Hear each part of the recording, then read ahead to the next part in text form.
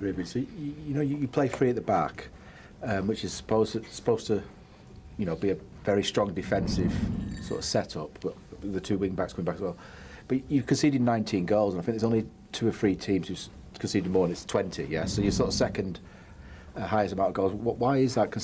Because as I say, it's supposedly a defensive first formation, isn't it? To sort of stop goals. It depends the way you play the game. Some teams play with 4 center defenders. I play with 3. One of them is Luke Shaw. Sometimes we have Noose and Luke Shaw. So we play with 1 centre back. If you play with Ahmad on the wing back, he's not a wing back, he's a winger. So it depends the way you see things. Then if you understand all the data, we have some results of not getting a lot of teams in some games to get in the final third. But we are being really soft near the box. So we need to improve that.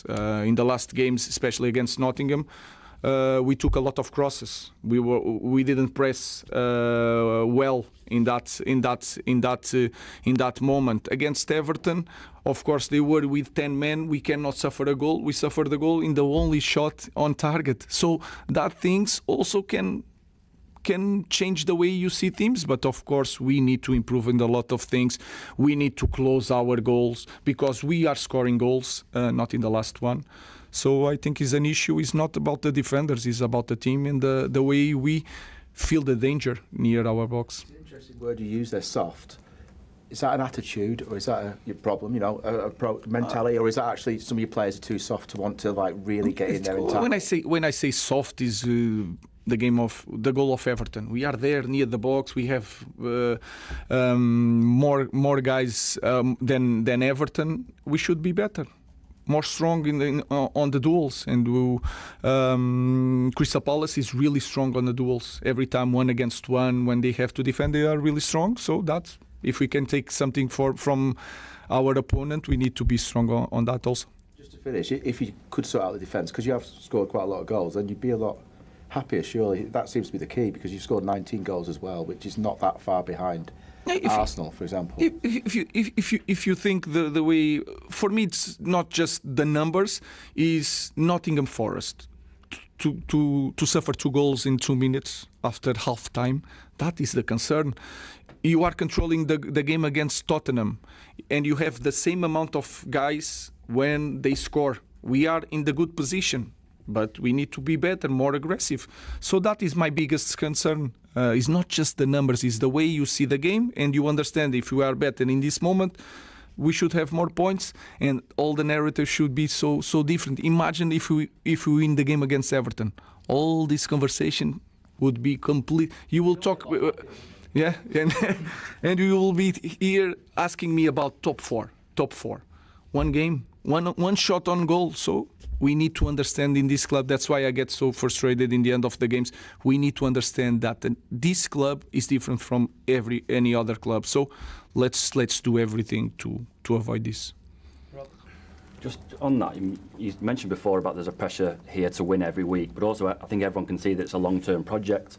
You've only been here a year, you've only had 1 summer window. You're talking about having different characteristics with players, which is obviously going to take time. How do you balance that kind of short-term, we have to win right now, with, letting fans know that it is going to take time, it's going to take time to get the right players in?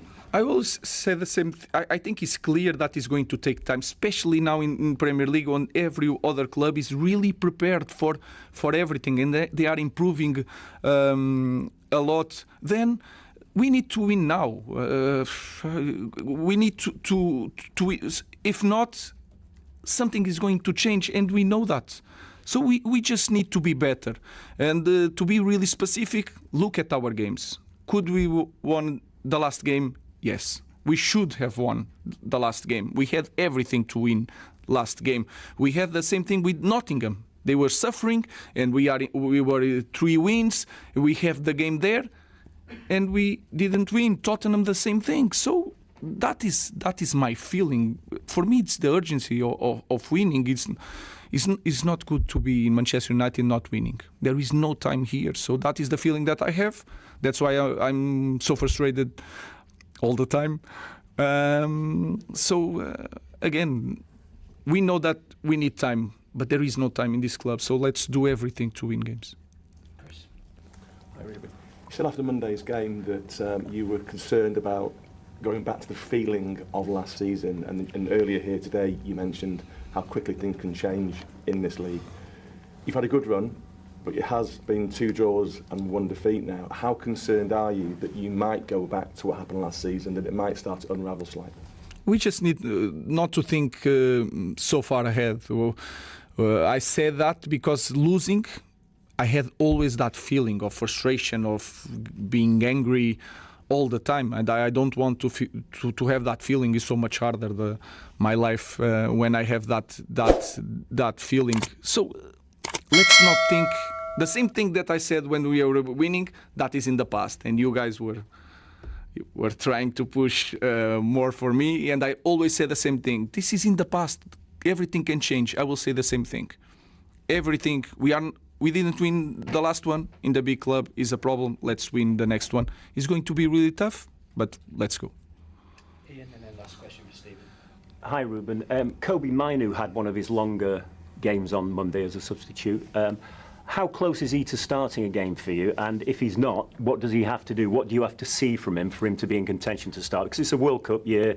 He's got 10 caps for England. I'm guessing when the season started, he was thinking World Cup was one of his targets. This is a team sport, and I have more. You talk a lot about Kobe. I have more players in my squad that they want to be in the World Cup, so it's a little bit unfair. I put Kobe because he's really good on near the box.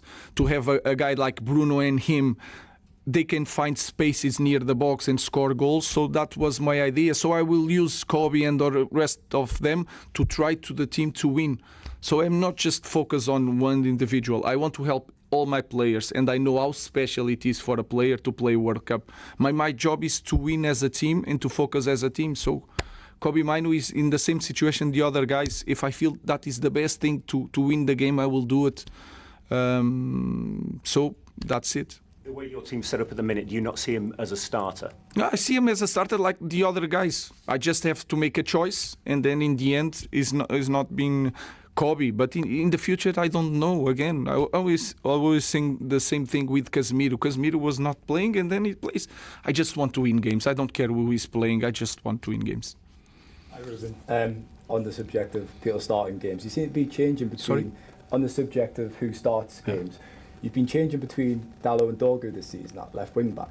What have you thought about their performances? And at the end of the season, could that be potentially a position that you look at in the transfer window? Guys, that is going to. We have time to think about that. I don't know if it's going to happen in January. What I feel when I see them training, they are doing so much better than in games.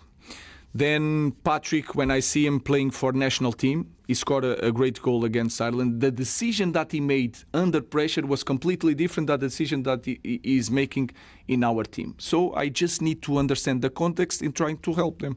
I think they are far from the best, and they know it.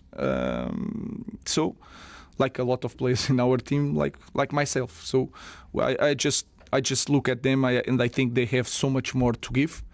So let's see this week if we improve that. Is that the area Patrick needs to improve? Is it attacking output in the final third? I think it's the decision. He needs to be calmer playing the game. You can feel the anxiety every time Patrick touched the ball. I can feel it, the anxiety. And I remember the shot against Everton.